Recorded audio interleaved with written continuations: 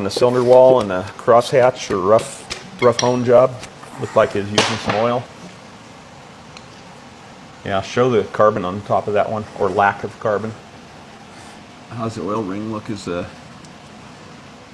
nothing wrong with the way the ring is on there, is there? No. Just the two scrapers are lined.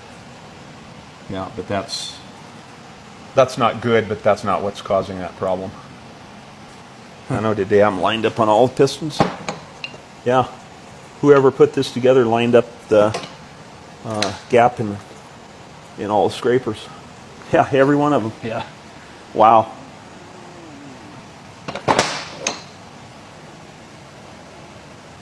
I can't believe anybody would actually do that. Did they just not have near enough? Oh, wow. That's from some, well, look at the cylinder next to it. Yeah. When they bored that block, they bored it way too close. Yeah. They didn't leave enough material in there to even hone out. And when you see that at the bottom like that, I can see it on these cylinders too. They probably had a pretty worn out old boring bar that is the... as it got further out. Yeah, as it got farther out, it started having more and more wobble to it, yeah.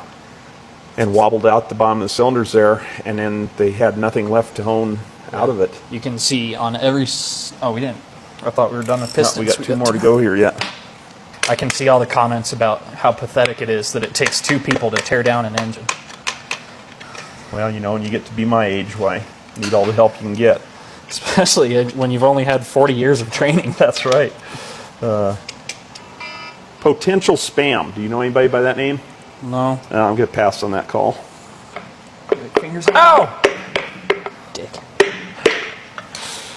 Yeah, again, end gaps all but lined up. A little bit of scuffing on that. Very much budget build, other than at some point in time the crankshaft had been ground 10 under on the rods there anyway. We'll have to see what the mains are. Block 60 over, so it's about to the max there.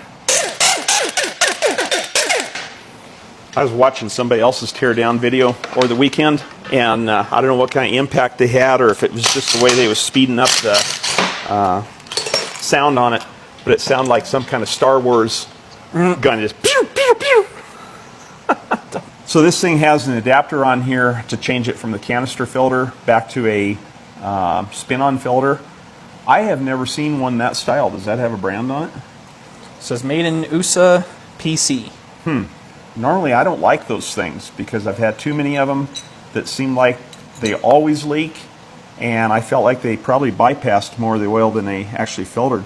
But that one in there actually has a gasket down here in the bottom, and the gasket around the top here looks like a pretty good setup. So the crankshaft is 10 under and on mains also.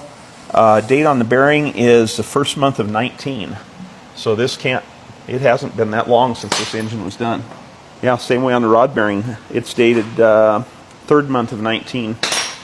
So yeah, this has not been together that long. Mains look better than the rods do. If I cheat and take it over to the side, I can. That's what we were talking about. You can see the spiral from when it was bored that left. I mean, you can feel that with your fingernail. Yeah. Yeah, that's no hone marks there. And it's like that on, I think, every cylinder. Yeah, it is on this side.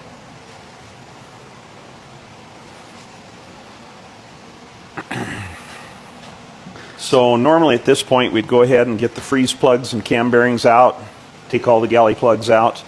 But considering this block's already 60 over, it has an issue with that galley plug on the back where it's been brazed up again. I'm not sure anybody's ever going to do anything with this block, but you know what we ought to do? Let's run gauge through it and see just what the bore does look like. Okay, I set up this gauge for 60 thousandths over size. Wow. Down there in the bottom we're 2 thousandths tight.